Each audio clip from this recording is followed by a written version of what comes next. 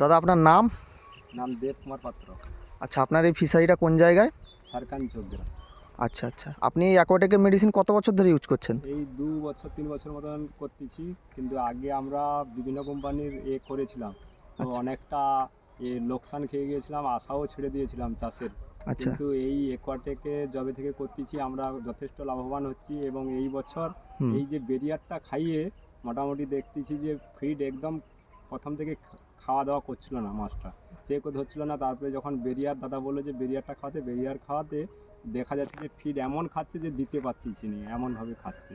আর এই হাইড্রোমিনটা ইউজ করে আপনি কেমন রেজাল্ট পেয়েছেন? খুব খুব দারুণ দারুণ রেজাল্ট দাদা। আচ্ছা, মল্টিংয়ের কোনো সমস্যা হচ্ছিল, যেটা যে না, আপনার সমস্যা হচ্ছিল, সেটা এখন হাইড্রোমিনটা ইউজ করে কেমন রেজাল্ট পেয়েছেন?